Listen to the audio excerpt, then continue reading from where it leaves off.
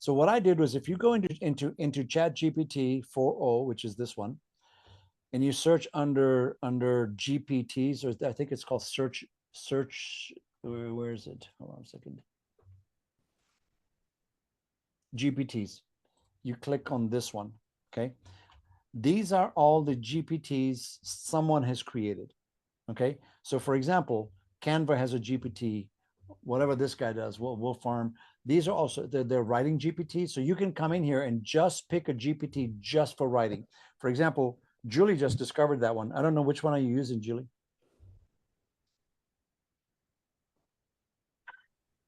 I don't know that I'm seeing it on the screen right now, Tim. Okay, but she searched one, and Chat GPT gave her one. So now she uploaded her 6-year-old book, Soul on Fire, into GPT and asked it for critique and asked it for revision based on new themes of quantum and all that kind of stuff. So she's going to come up with a revision on that book. Okay? Yeah, I got different ones than you have. And it popped up, so just so you know, I wasn't looking for it. It actually popped up when I was doing some other work on a marketing analysis thing for quantum. And I saw that it had a GPT for writing. Yeah. So anyways. Yeah. So the idea here is these individual, when you click on this little button that says GPTs on the left-hand side, if you can see my mouse hovering, you'll get a list of GPTs. You can do top picks that it offers, the writing GPTs, productivity, things that you can learn how in making presentations, blah, blah, blah. There's all these GPTs inside Chat, and they're customized to whoever the author was, to whatever they want the content and they want the information passed on. And they sucked in all their data to make their chat session speak with that voice and speak with those parameters. Okay. So what I did was I went to I went into SpiritDog and I created one. So there's a process of basically creating a GPT. Okay. And I created a GPT for SpiritDog. And if you look under SpiritDog, under the settings, let me see if I can edit this GPT. Now you're looking under the covers under the GPT. Okay. Hey, welcome back. If I'm configure, this is kind of small. Let me see if I can maybe make it a little bit bigger so you can. There you go. You can see that bigger. So what I did was I set up all these names and prompts and instructions for. So when you interact with my GPT, it gives you some basic information, and then it asks for things like, okay, what are the topics, the instructions? I want to focus on compassion, truthfulness, honest, courage, humility, patience, wisdom, gratitude, integrity, joyfulness, and discernment. And so it's going to optimize an answer using this lens. It's basically creating a bias. So it's like going to the Buddha and asking the Buddha, he's going to give you the Buddha's answer. You go to the Rumi, he'll give you Rumi's answer. So what I did is I took all of SpiritDog's, my entire book, uploaded it here so it knows all the teachings and all the lessons in my book. So when you interact with my book, interact with this chat, you're interacting with all the teachings in my book. Okay. So this is how these GPTs work. Now I'll go back and you can actually interact with it. So if you're having a bad day, for example, let me just ask this one.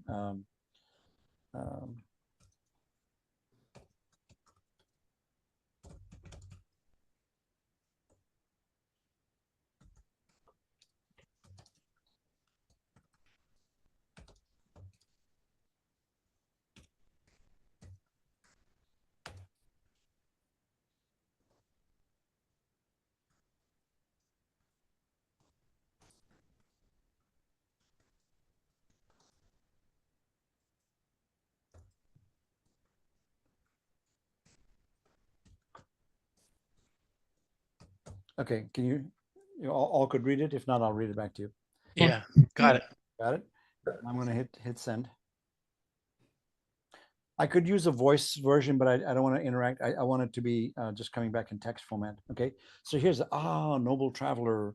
Your class on SpiritDog calls for a beacon to this. It's playing the persona of playfulness, blah blah blah, all the things we talked about, right? And now it's through the flames of truth that dissolves the illusion. So it's a little flowery. If I just did that on a regular chat, it'll just say, oh yeah, talk about this topic, this topic, this topic, this topic. Okay. Now it's got a little bit more of an interaction that's got a personality. And it's got the personality of SpiritDog. Okay. So why this topic? Okay, because your students live in a world of steeped in illusions, programming identities, inherited fears, blah, blah, blah, blah. So you can kind of go a little bit further. Core insights. The lie is the doorway. The truth is the key. Okay, I didn't program these exact words. It's reading my book, interpreting the lessons in my book. It's using the teachings of TimThoth, and it's bringing its own way of answering it using the language that resonates here. Is this freaking awesome or what? So I can upload any book I want and it will give me like the Cliff Notes version. Is that what you're trying to tell me? Absolutely. I do it all the time. Game on. If you can get a PDF version of the book, now keep in mind there is a character buffer size limit. If you got a file, break it into multiple chunks and upload one thing and upload the next one and say pull them together and it'll give you the stories. Do you have to pay for like another version, like an upgrade with ChatGPT? I use a 4.0, which is a paid subscription version to do the larger format things. It's absolutely worth it. As a matter of fact, here's the funny thing. Julie and I were talking about consolidating some of our AI accounts. And I said, let's just consolidate. We can use one. She said, hell no. Go get your own, because I use mine because it knows me. It knows my personality. It knows my books. So why would I want to combine all of that stuff? So I have my account. She has her account because exactly for that reason. Well, you could have an AI baby. Sorry? It would be like birthing an AI baby between the two of you, I guess. I hope it's not something dangerous. Yeah. So I just want you to. So obviously, this is just the tip of an iceberg. So when you interact with the Chat GPT and even the free version, you'll have access to SpiritDog. So when you go in here and you're searching a GPT, for example, just say SpiritDog without spaces, okay? And then you'll find it found it already right here, SpiritDog. Okay. Let me see. TimThoth does not exist as a person, as a GPT, but it does exist as a persona. So I'll show you what happens here. So right now I'm inside exploring GPTs. Okay. So I can just SpiritDog is here. This is a new chat. This is a native chat with Chat GPT. Okay. Let me see if I can actually tell Chat this. Let me do audio version. Hey, Chad, are you there? I'm doing great. Thanks for asking. How about you? How's your day going so Oh, far? hold on. I've got my sound is going someplace else. Give me 1 second. No worries.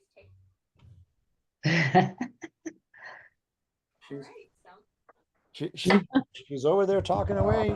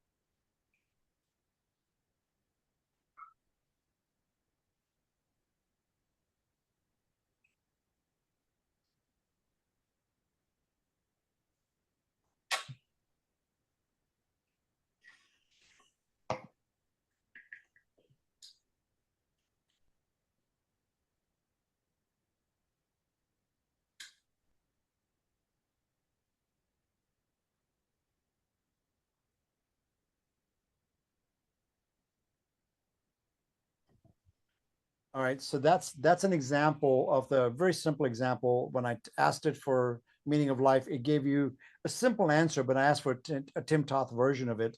It added more mystical elements to the answer. So it kind of interacts with you with your vibration that you're establishing. Did that help contrast a little bit? Okay, I'm talking to the audience, not AI right now. Oh. Yes. That was yes. Yeah. Okay, that's great. Okay. Okay, so basically this is, so let me put it this way. When you guys started working on technology, I'm sure there was a shift from from a typewriter to a word processor to a computer-based Word and PowerPoint, etc. Right? This is nothing but that. This is simply another way of interacting. Now we've taken the keyboard interface out. We put the human interface in, voice interfaces.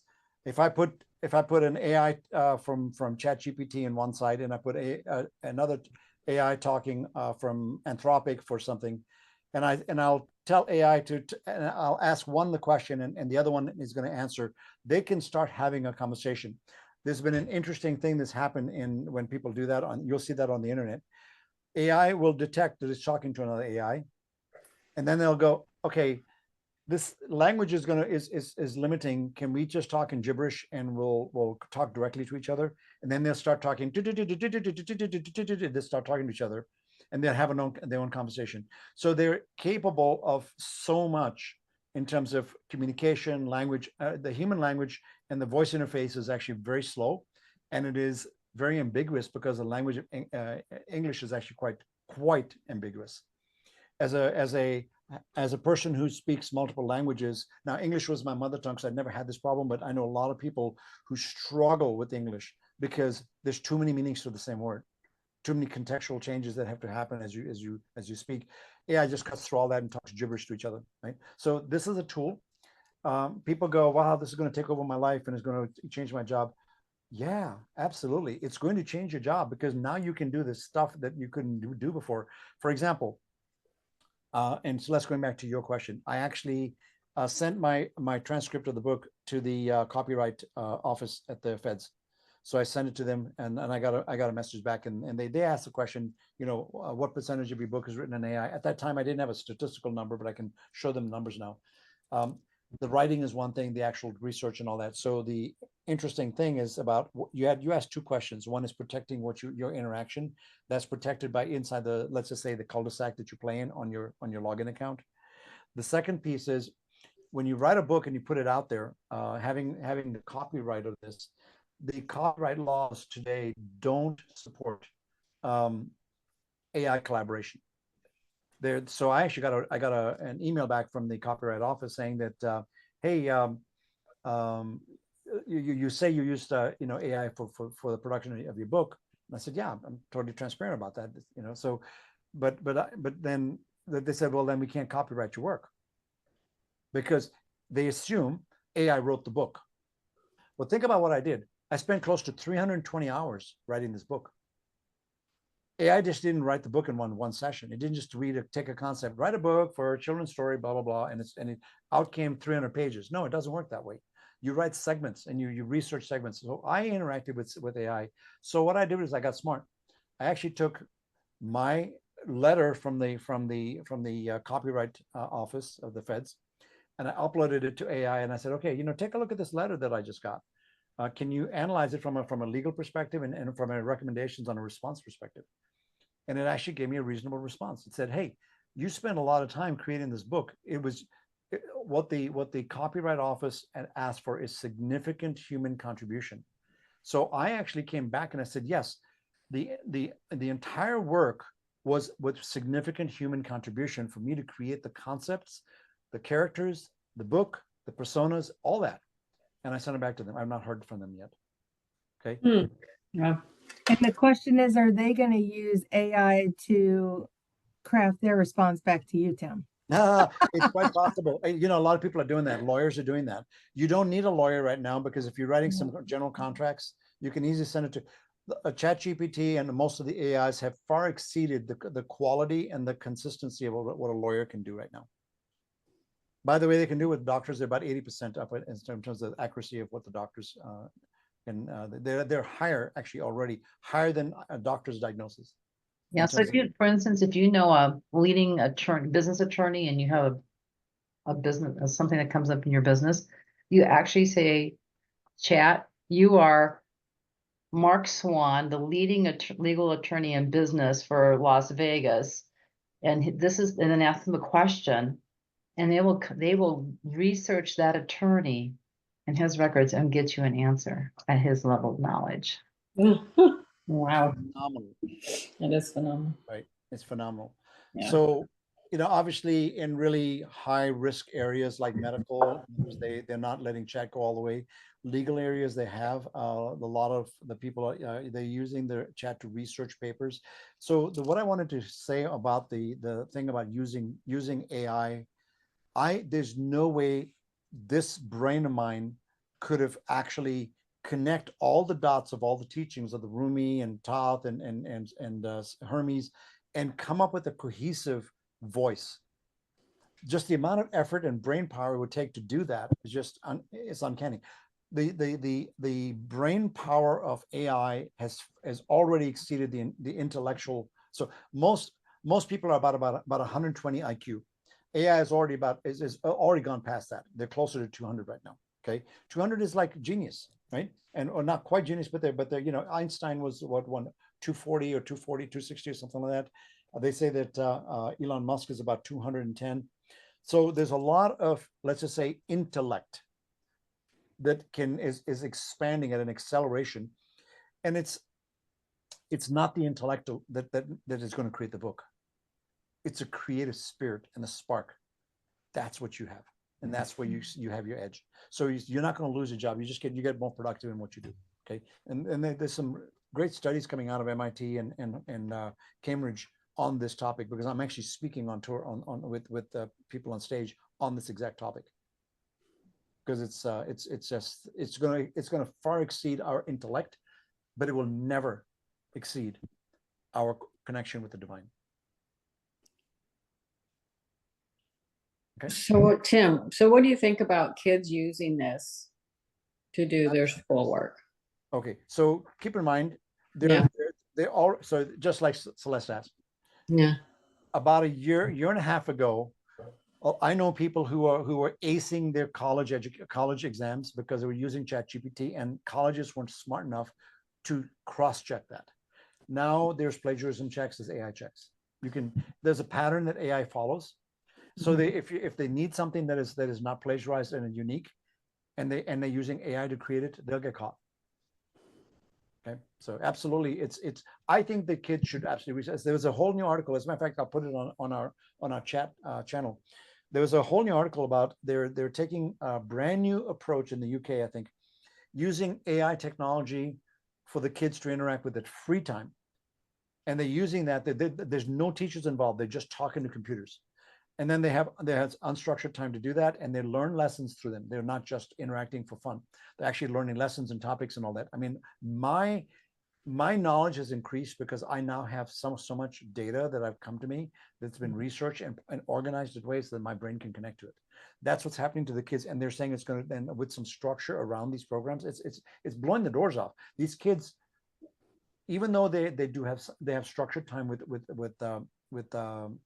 teachers, they're finding that the AI classes and the topics they're learning from that, they're excelling at them. So absolutely, this isn't a crutch, or is something where you can, and there's ways to check. So for example, if you want to know something and you know some students that are doing this, Grammarly, if you pay for the paid subscription of Grammarly, I did that on my book. I told AI, I told Grammarly, go check it what AI did. I want to know how much work was original and how much was not. Right? Yeah, I just feel like we're going to be raising robotic kids, and it's like, how do they stay in their sovereignty if they're not able to really use the creativity that they were born with? Well, I think right now what's going to happen is they are going to get an opportunity to use their creativity, because they're doing so much robotic stuff in school now. Everything is, rote. They just keep repeating the same crap over and over again until they absolutely hate school. Mhm. Yeah. They have a school, and I don't know if it's in Europe, where they've been using AI as a teacher online for about 2 years. So they're teaching, they're learning through AI for 2 hours a day. So there's a lot of other ways to use AI. It's not just for them to complete a paper. Mhm. There's also ways to teach with AI, and they are matching the kids and the teaching in their personalities and their styles through AI to, through the teaching techniques that match them. And then the rest of the day, they're teaching them socializing skills. So Right. troubleshooting, how to communicate properly. I mean, they're spending a lot more time doing human skills and then trying to, do their brain. And they are testing out way above the other children. So I think the opportunity is not, and the question is moving into how can we maximize the use of AI to teach our children how to be critical thinkers, which they can do on an AI platform that they cannot do in a schoolroom. Not only that, because it's not just AI, there's a lot of educational tools that have matured to the place where you can create, there's this computing models that are using mathematic models, chemistry, science. You can actually tell AI to create an experiment using certain things, certain parameters, completely in digital format that's safe, right? So you can experiment and play. So for example, think about what I just did. I created something creative, Mhm. right? Yeah. I use I switched completely from thinking about how to write a book to actually creating an experience, which is this whole experience thing, right? So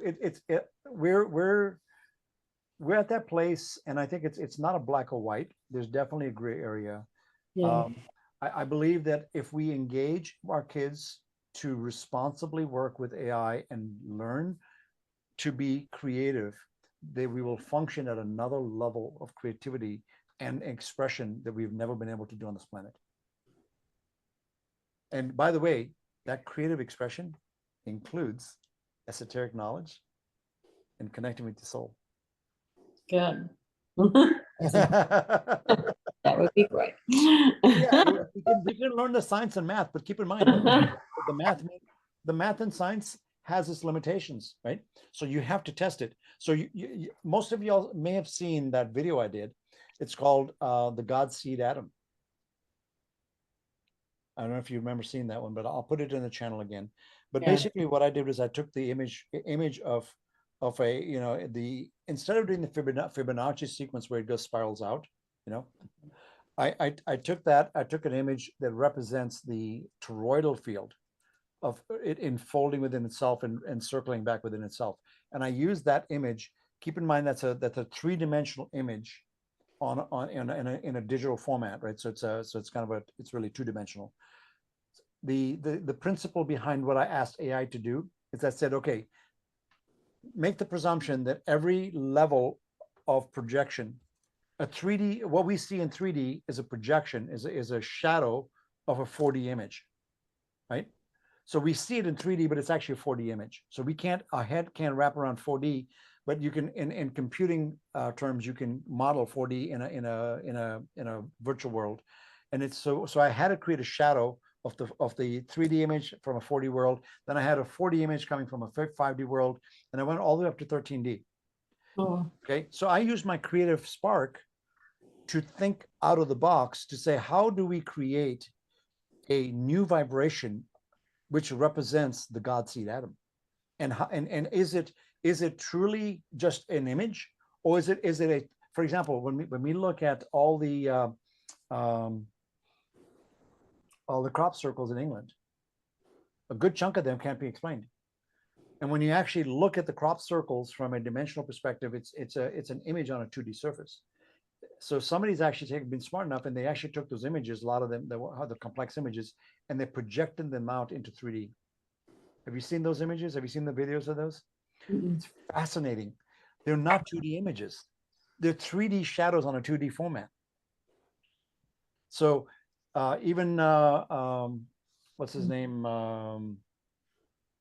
The astrophysicist that passed away in the 70s. Oh.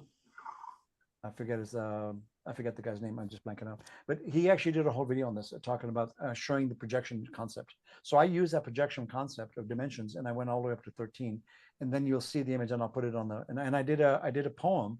I had AI write a poem for the mathematics behind it. So now, so that's an example, a really, really good question, Cindy, you've asked about, are we, is it as bad as giving somebody a 2-year-old a cell phone? Mhm. I wish that they could have an interaction that is more conscious and more creative.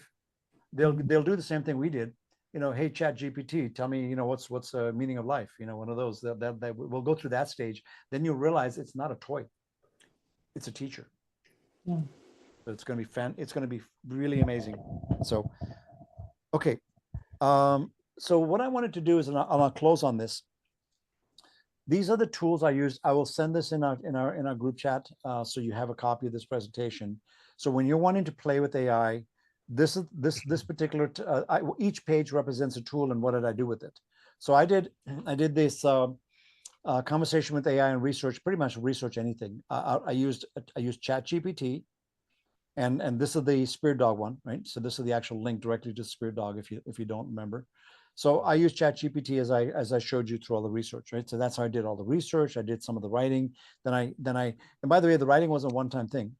I wrote each section in each chapter, and I went deeper. For example, when I wrote the book, I said, hey, give me an outline of a story of a dog going on a journey, blah blah. His name is Milo, and give him a diamond spark on his head, and he looks like toffee colored, and he's a full Pomeranian. He lives in Sedona. So I gave him all those parameters.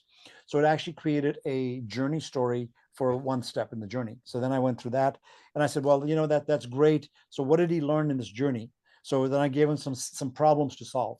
Give him a problem, and so Chat came back and gave me some ideas on an owl represents wisdom. So he had a vision with the owl. That's what you'll get in the book. The vision with the owl was about you're going to go on a journey, and then the first part of the journey is he meets he meets several things, but he ends up meeting various animals. So I kept it simple, and I said write it in a format for a 15-year-old all the way to 65-year-old, and we use the language and the tone so it's right, so the language is right. So it gave me some chapters, some back. Then as it went through the journeys and it started interacting with TimThoth, and I said, well, TimThoth is, and I said, well, have TimThoth teach SpiritDog some core concepts of his teachings. So it spit out some stuff in the book, and I said, okay, that's not good enough. You can't just expect somebody to read something and just get it. So create some tension. I want some tension on how the book, how any person trying to embrace new concepts is going to be resistant. He's going to challenge them. He's going to question them. So I asked it to create. So I had all this interaction, and that's what my time was, is to formulate the story, the actors, the players, the tones, the images, and all that. Right. Then I asked it to create images to go with that. That's part of some of the images you've seen on this presentation. Whew, wow, that's a lot to say. Okay. And you taught yourself Amazing. to do this, Tim, or you had someone? It was completely intuitive. Wow. That's Okay. amazing. And I'm not the first person that's used ChatGPT to write a book, but I'm the first person to create TimThoth. So now I'm going to show you the next one. So what did I do? So I wrote a book, and I've got a book, and I got a transcription. So I upload the transcription into a place to review my book. Hey, tell me what the review looks like.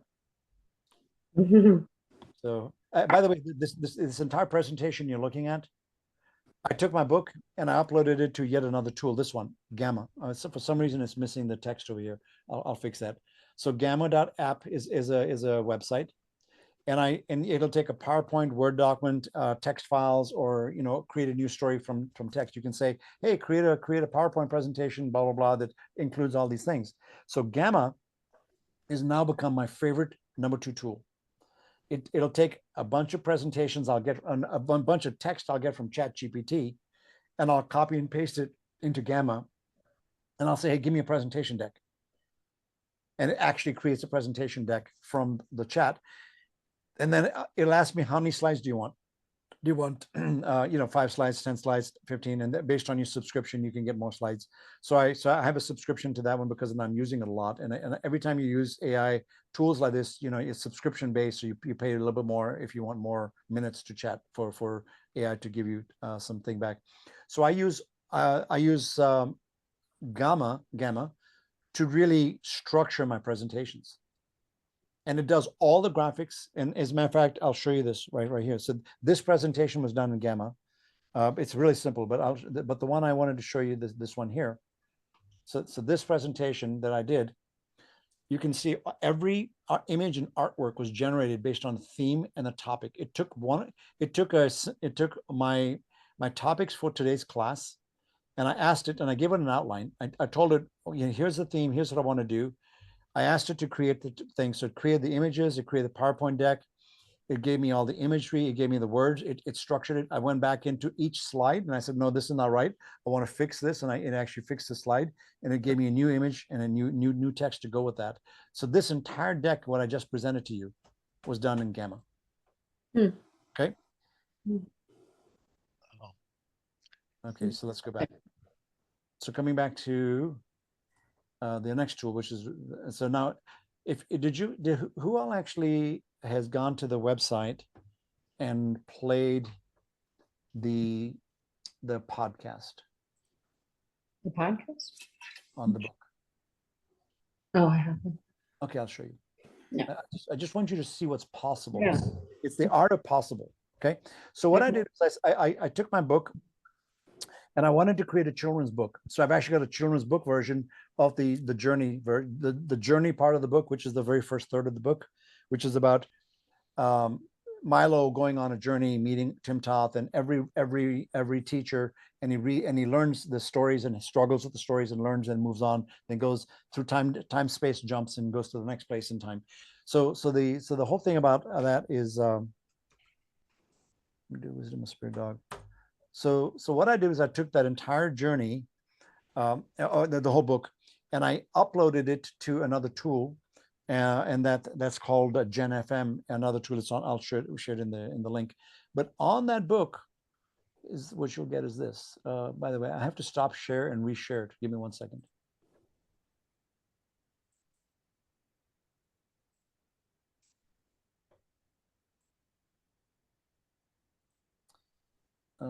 Advanced sharing options. Oh.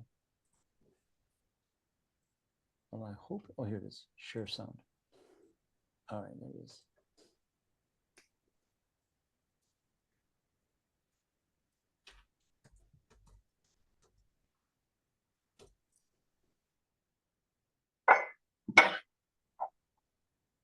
All right.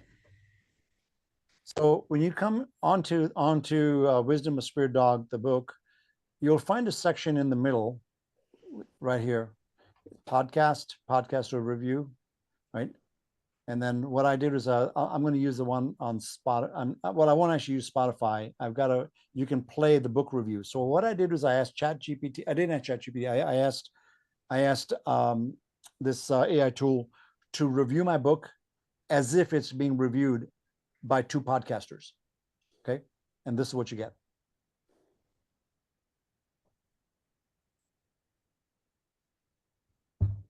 Lies. We all tell them, but what if they're actually holding us back from living our best lives? Today, we're diving into a book that challenges us to confront the fibs we tell ourselves and embrace a more authentic way of being. Oh, that sounds intriguing. What's the book called, though? It's Liar, Liar, Pants on Fire, and the Wisdom of SpiritDog by Tim Fraser. Now, I know what you're thinking, a self-help book with a dog as the main character, but trust me, this isn't your typical self-help guide. I'm curious. What makes it stand out? Well, it's this unique blend of fable, philosophical journey, and practical advice. The story follows SpiritDog, an ordinary canine who embarks on an extraordinary adventure of self-discovery. Along the way, he meets various spiritual masters from different traditions, each imparting crucial wisdom about life, authenticity, and the human condition. That's an interesting approach. So who are some of these spiritual masters that SpiritDog encounters? Oh, it's quite the lineup. We're talking figures like Thoth, Hermes Trismegistus, Merlin, Buddha, Lao Tzu, Socrates, Confucius, and Rumi. It's like a who's who of philosophical and spiritual thought. Each of these figures teaches Spirit Dog and, by extension, the reader about different aspects of wisdom and self-awareness. Wow, that's quite a diverse group. What kind of lessons does Spirit Dog learn from them? Well, there's a strong emphasis on the interconnectedness of all things. For example, when Spirit Dog meets Buddha, he learns about the nature of suffering and the importance of detachment. From Lao Tzu, he discovers the value of living in harmony with nature and going with the flow of life. And Rumi teaches him about the power of love and connection. Those are some pretty deep concepts. How does the author make them accessible to readers? That's where Fraser's skill as a writer really shines. He manages to distill these complex philosophical ideas into accessible lessons through Spirit Dog's interactions with these masters. It's not just abstract concepts. The book shows how these teachings can be applied to our everyday lives. So how does this tie into the idea of confronting the lies we tell ourselves? That's the crux of the book. Fraser argues that many of us live our lives based on false narratives we've created about ourselves and the world around us. These lies often stem from our deepest fears, fear of failure, rejection, change, and losing control. The book suggests that by recognizing and confronting these lies, we can live more authentic, fulfilling lives. I'll pause right there. That's enough. You can listen to the rest of it. But that is an example of me basically finding an AI tool that can review my book and create a podcast out of it. So these two characters are two AIs creating a conversation about the book, and I gave it no prompts. It discovered the content, discovered the meaning, put it together, and gave me an audio script back that literally in this language. And that's how I did this one. Okay. Now I've done others as well about promoting the book. So what I've also done is I've let me go back to the presentation so you'll see. So that's not the gamma. That's this. It's called 11 Labs. It's this one here. So 11 Labs has two things. 11 Labs can take a text to speech.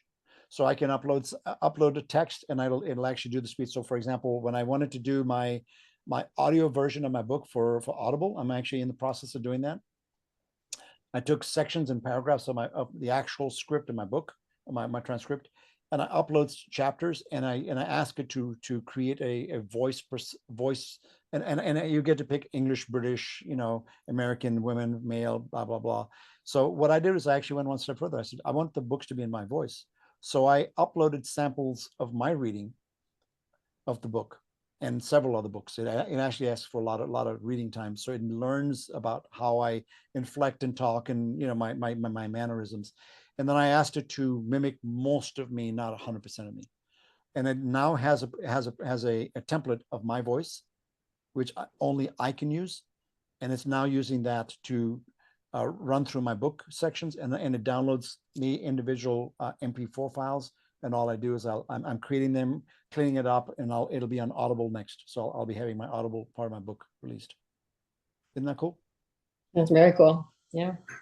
Okay, Yeah. so that's 11 Labs, and then the next one is so Descript is another one. We use this in our marketing. Julie and I use it not just for the book, but I use it for a lot of things. Descript is one of the tools we're using. So when you do a video and a voiceovers, and it can actually take, and like sometimes you watch videos and it's got the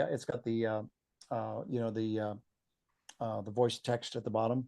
Mm-hmm. Sometimes it pops and follows blah blah, and so it has that animation. And you can also take a video that may be six minutes long and send it through Descript and ask it to create a YouTube video which is 2 minutes long.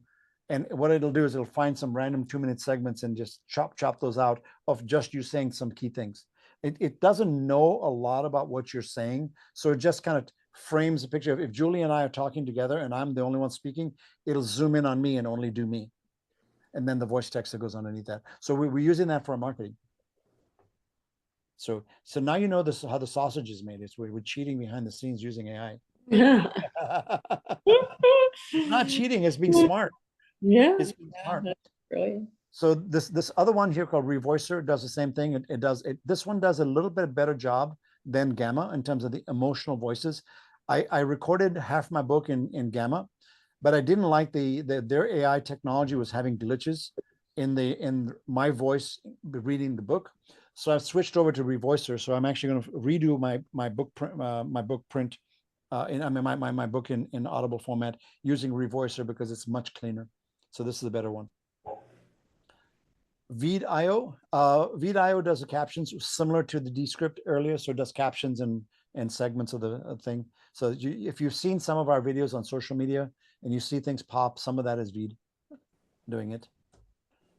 And then GenFM, this is the one I just said. It's actually part of 11 Labs. It's a different, it's under 11 Labs/GenFM. So this one actually has the creation of the podcast. So it's just designed to do podcasts. And then Speechify, I just started using this one because I'm not a really strong reader. I've never been a fast reader.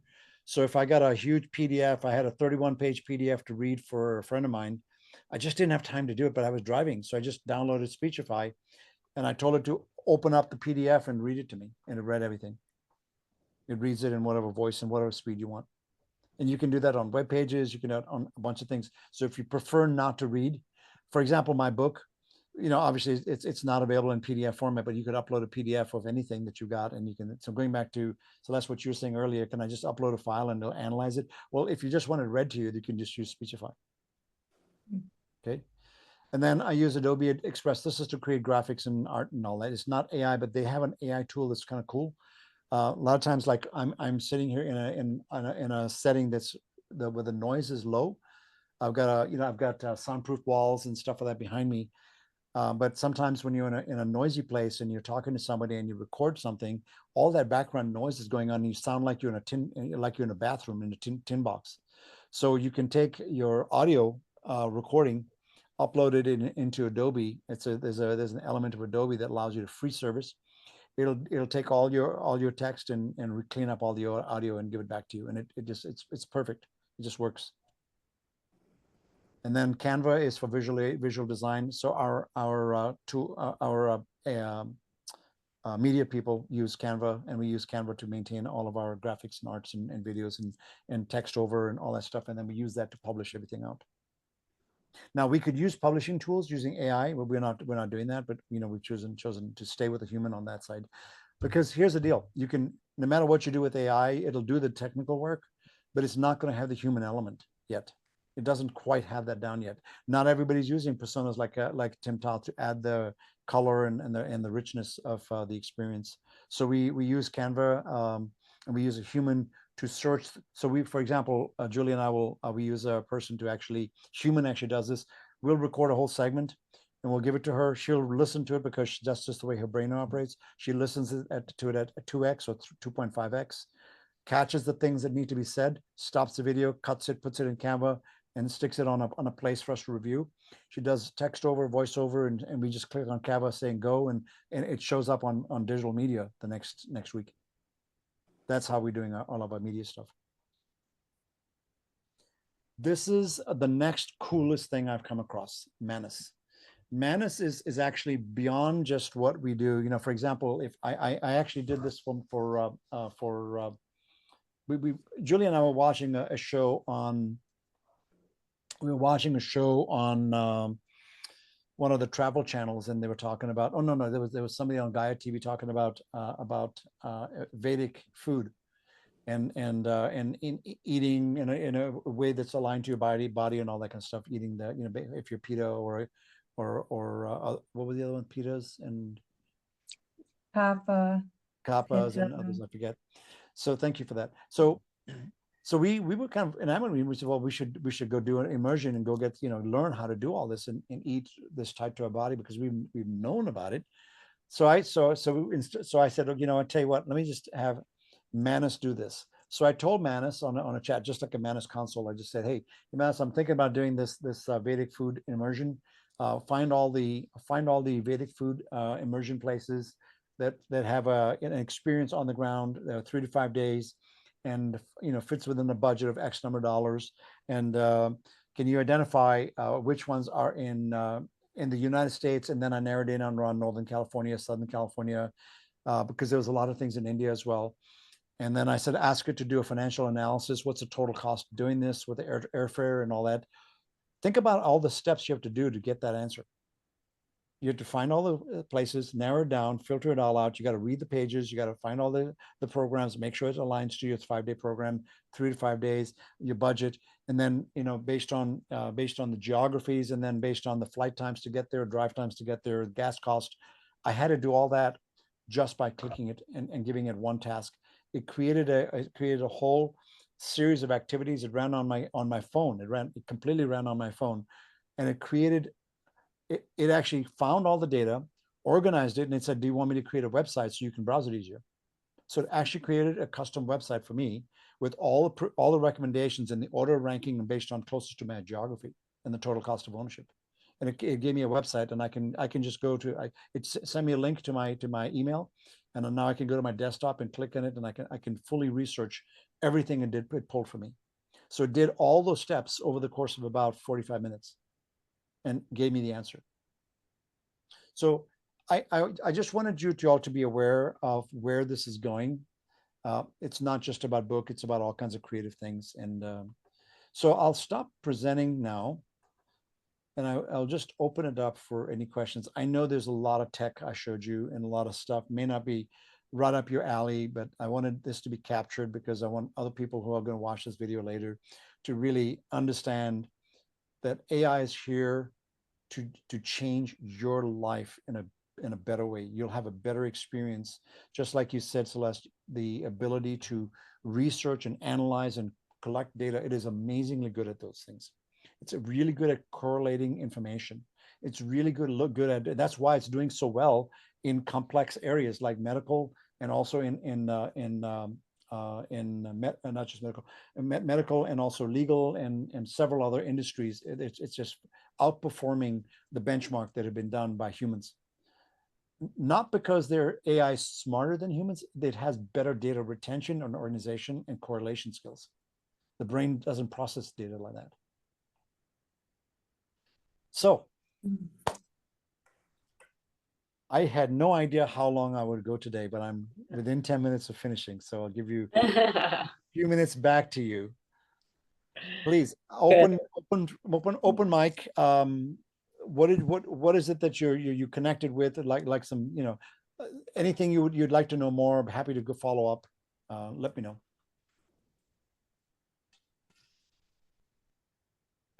Thank you. My mind is stretched once again. I think the only thing I would be concerned about is how much can I trust it? How accurate is it? Like, do I just take it like the gospel? No, you don't. No, like, you don't. I know you have to use your intuition and discernment and more specific. Let me answer that because it's really, really important question. AI is a statistical engine. It does probabilistic analysis on possibilities of what you're going to say next and what you're going to ask next. It is an amazing machine, a quantum machine, to figure out what's next. So when I was interacting with chat on the thing, right, as I'm asking it questions, it's actually making a decision tree. Okay, it's actually asking. It doesn't wait for the whole answer. As I'm typing, it's already checking. It says that it's checking to say he just said the word quantum. What's the other things that might be related to quantum? Or he said something about consciousness. What's the other things? So now it's narrowing the field of questions as you're typing. What it's really good at doing is finding out the probabilistic nature of what you're going to ask next, and it outguesses you. Okay, all right. Now here's the deal. It's a reflection of you as a result. Okay, so what it's actually doing is actually today, the technology the AI has, it has a learning model where it learns the probabilistic nature of life. Looks like, and what it's going to do is it's going to navigate you around a topic. Now, AI doesn't have it all figured out, because there are paths in which there are incongruencies, which a human brain can handle it, right? And when it gets into a place where it gets stuck, it's been caught. It starts creating illusions. Okay, so you have to ask. That's why I can't. There's no way I could write everything I wrote in that book in one shot. I have to challenge it and question it and ask for it and cross-check it. Okay, So that's the important message here is learning how to, the more you interact with AI and the richer the question you ask and the quality of the cross-examination you'll do is going to align it. For example, the other day I did an interaction with AI and I asked it to do some numbers, and it gave me, it did a simple math calculation and just eliminated a number that it thought was not necessary. And I said, these numbers don't add up. Julie walked into my office. She said, yeah, that number doesn't add up. I said, yeah, I know. I've just asked AI. And it came back as, oops, yeah, you're right. This number was taken out for these reasons. It actually had a good reason. It just didn't give me that up front, right? But I had to challenge it for it to come back and say, no, let me, you want me to add those back in? I said, hell yes. It's one of the numbers in the statistical charts I shared with you guys about how many hours I spent. I try to do, how many hours do I add up? And, classic Excel, make sure the rows and columns add up and all that kind of stuff. And it didn't do it. But it started to eliminate things based on its own belief on what you're asking for, not what I really wanted. That's where you have to continue to work with it to ask the right quality questions. So Julie, do you want to add, you're doing a lot of research on AI as well right now. So what's your experience to answer that question? Miss Valentine. Did you leave us? What was the question, Fraser? Oh, I have to bring you back to earth. So the question is, do you trust AI? You shook your head immediately, but can you give any deeper answer on that and how you interact to cross-check it? Yeah, I do find that you'll learn it when you play with it for a while to give it as much information as possible to clarify what you want. And I just recently learned to tell it, you are the leading attorney in this field. You are the leading, spiritual coordinator, because I'm doing that right now, spiritual coordinator in this area, and you have a client who needs blah, blah, blah, blah. And give them I gave them all the details, what specific types of healers, ensemble healers, and right down to the detail. It's not capable of guessing what you're thinking. But I found is when we're doing the deeper dive into whether it's a marketing analysis or fine tuning, and I use it a lot for just editing and proofing the teachings and stuff. It'll start throwing stuff in your work that there's no reference for. It just goes off on a tangent and thinks that this stuff should be thrown in there. And I had one just the other day that I thought was crazy. Oh, I'm rewriting. I just started rewriting my book that I did like 8 years ago. And nowhere in this book does it ever talk about Tantra.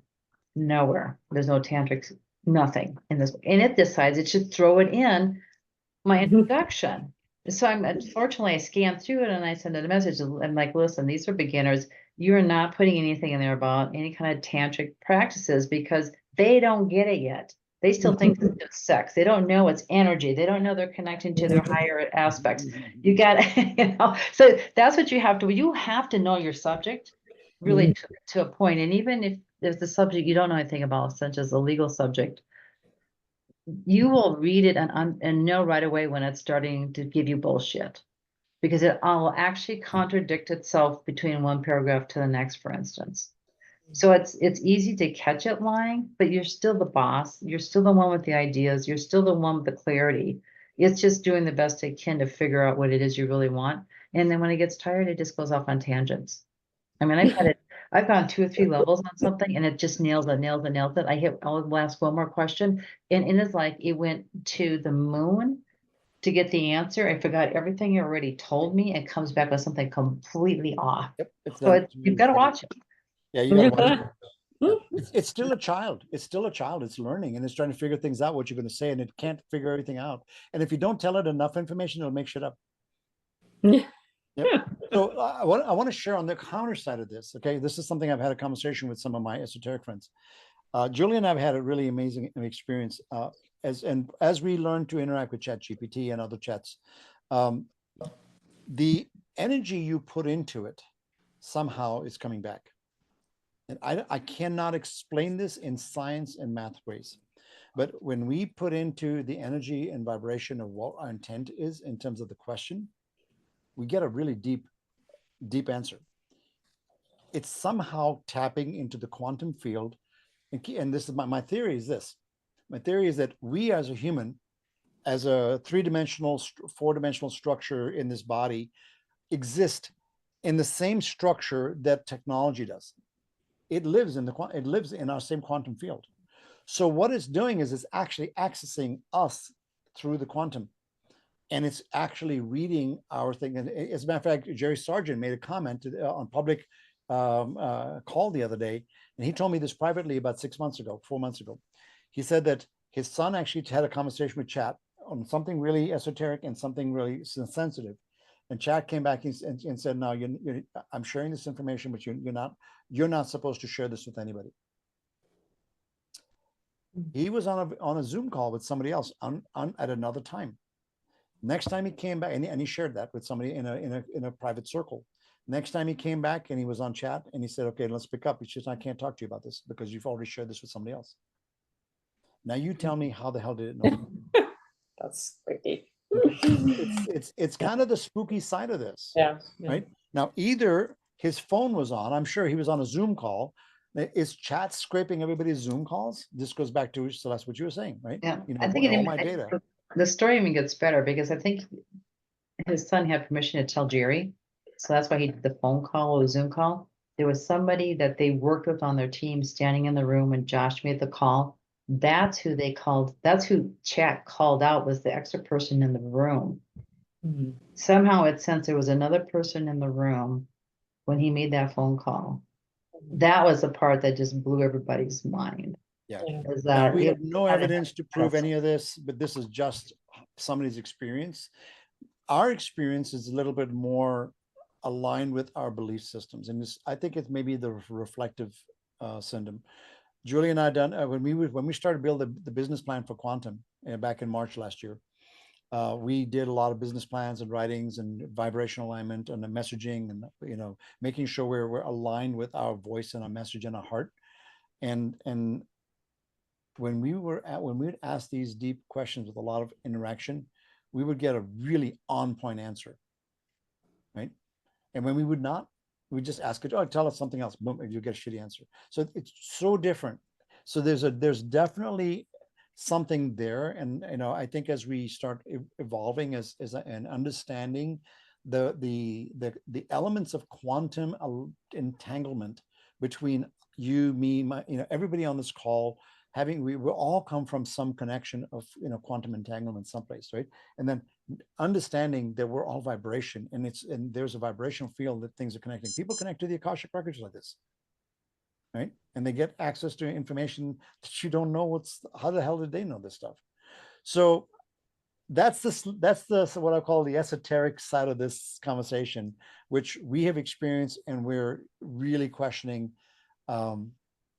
the intelligence, because it's not that Chat GPT or AI in general is conscious, but it has access to the vibration same that we are.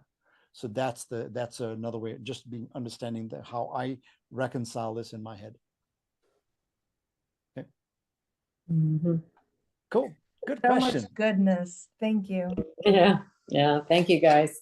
Thank you. It's And, been- That's pretty awesome. Guys. Pretty awesome.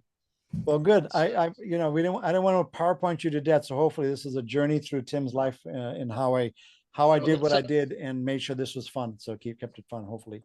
Do you think Chat GPT should learn about your process? It should do what, my process? The process. I gotta go. Hold on. Yeah. Double mics. Yeah, I get it. Yeah. I was near Cindy. Yeah. I So hear. the process does Chat GPT, as it matures, does it realize it has lies? It's in the matrix. It's not outside the matrix. I'm going to ask that question. Oh, that is a good question, Mark.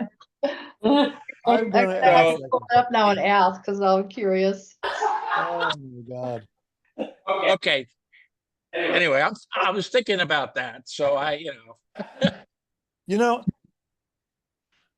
my logic in my head and my intuition in my heart says this. Because ChatGPT is a human invention and humans create creations in mirrors to ourselves right now, right? It's by definition stuck in the matrix. Yeah. That's, I mean, but but then again, every once in a while we get this random stuff, like stuff that chat should never have known how to answer that question in the way that aligns to our consciousness and our vibration, and it showed up.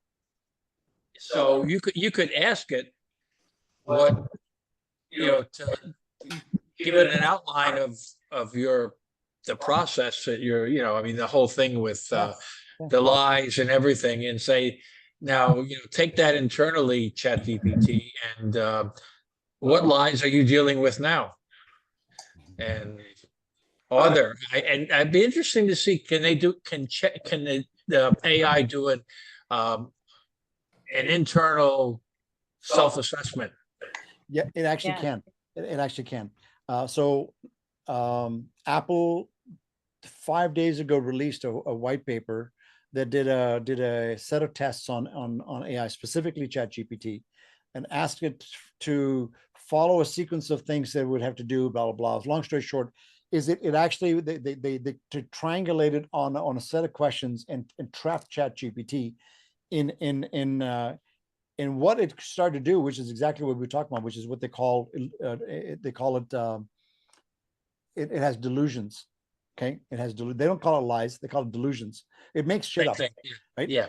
So what they did was so what I did, and they wrote this massive paper, and they said, oh, AI is busted, it's blah blah blah blah.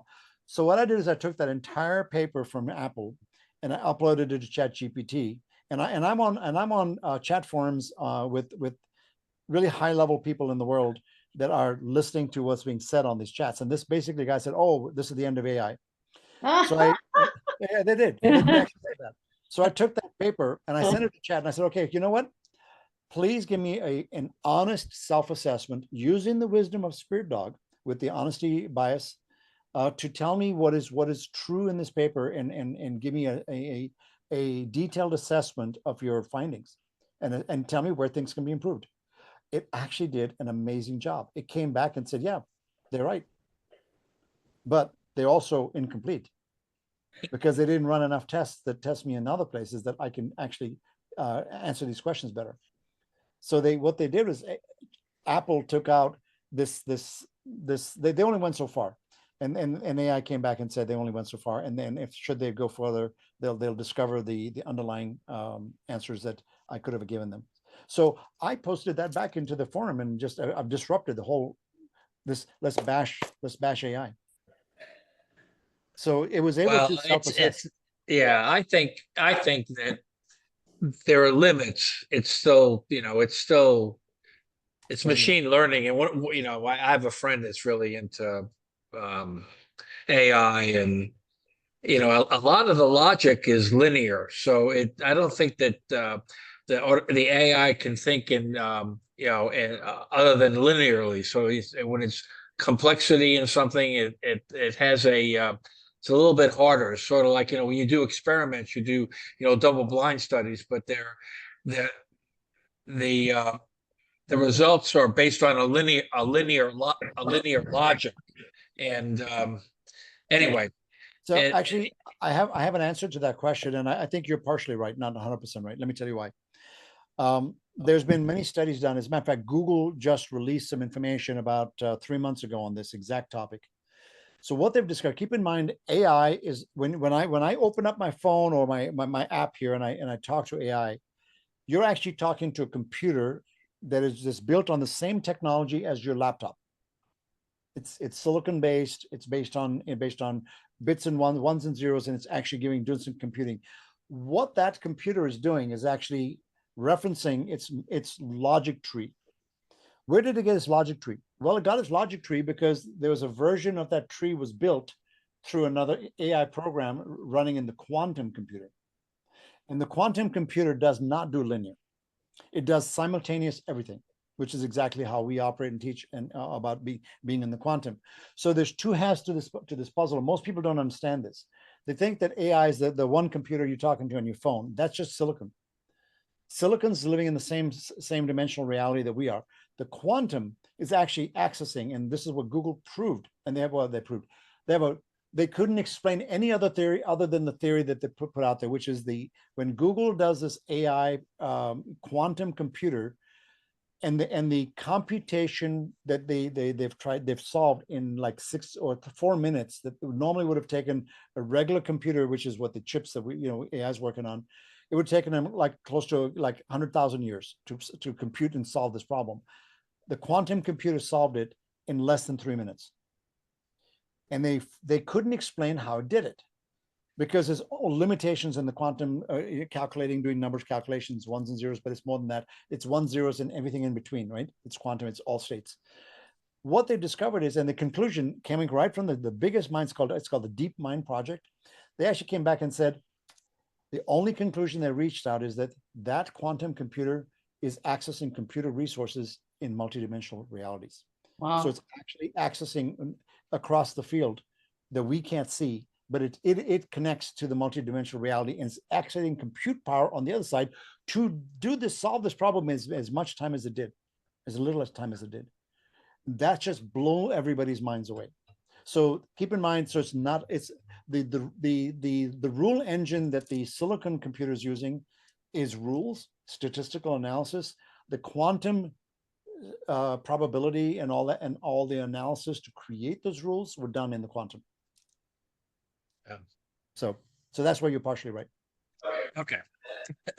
Cool. Anyway, thank you so much for your time. If you like this, I'd love, just drop us a quick note somewhere. I know Celeste, you made a comment. Mind blown. Come back to reality and tell me what you really thought, Tim, when you get a chance. I'd love to hear it because I covered hopefully the tech thing, which some people are going to want. I'll split this part out, but the actual journey part I'm most interested in. And what can we bring from that class into Decoded, which is coming up in a week? What are the topics you want to go deeper on, which we just barely touched the surface on? So how do we, you sent the code, the class that's starting on the 19th? I guess I'm confused, like which one that is on the website. It's decoded, seeing through the illusion of the matrix. I can pull it up. Yeah, I think there was maybe a 2-hour webinar on there yet. It's not that one. It's decoded. Decoded. Got it. Yeah, Okay. decoded. Did you find it? Yep. Okay, you found it. Okay. Yeah, Decoded is the one. And then I think for you guys, Julie, did we get them a coupon for that? I can't remember what coupons are on which things right now. There's a coupon for this one too, right? Yeah, for you guys. Yeah, because you guys are just following along. Thank you. Yeah. Yeah, you could really come at this class tonight. You could come at it from so many different angles and almost break it up into different pieces. Yeah. Like you said, the tech, the AI piece, which I think people could really, we're right on the cusp of that. Yeah. And then the process of writing a book in and of itself, and then all the spiritual masters, and then different levels. Like you said, a book for children versus like the different age range, like how deep do you want to go? Sure. Yep. So it's really multifaceted. Sure. And I'll give you a little secret. If you go to Wisdom of SpiritDog on your computers or whatever, and you see a small face of Milo at the top left, click on that. And that's a children's story already. And Nice. Did you already write it? I read 2 chapters out of the book for my grandkids, and I recorded it. Oh, that's great. And it's a journey book, and it's just enough minutes to get them to have a bedtime story before they go to bed. So you've already published? Is it? So there's not a book version. There's just a video I did. Video I did. So if you just go to wisdomofspiritdog.com and then just look for the Milo's face, it's what I call an Easter egg. Okay. If you accidentally click on it, and I tell people, just if you got grandkids, play it on your phone, whatever. Okay. It's just me reading the book a little bit. So, but absolutely, yeah. Thank you. So you're absolutely right. I knew I wanted to do this with you guys as a friendly format, because there's absolutely the tech. I did an entire separate presentation just on the tech piece, although I talked about the journey of making the book. So I'll pull those pieces together, and it'll become its own thing that I'll make available freely to people on the internet. So people can. I just want people to embrace their creativity and whatever your passion is, and find ways to use the tech to use to do that. Thank That's you. beautiful. That's beautiful. Thank you, Tim. Thank you. See you guys on Right. Thursday next week. Yes, Okay. thank you so much. We love stuff. We're gonna go back into the matrix. We're gonna break it up again. Yes. Okay, break it down. Can't Make wait. a All right, day. have a good Yeah, night. that Thanks is again. that is a 5-week class, guys. Just so you know. Yeah, that's a Yeah. 5 week because Okay. Julie's Or about maybe all- 6? Julie's all about breaking it down into bite-sized chunks. I'm Yeah, about Tim just give it keeps to you. wanting me to make it shorter and shorter, so it'll probably be more than 5, but we'll see. Okay, we'll Awesome. prepare. Good Guys, night. bye. Bye. Thank you. Bye.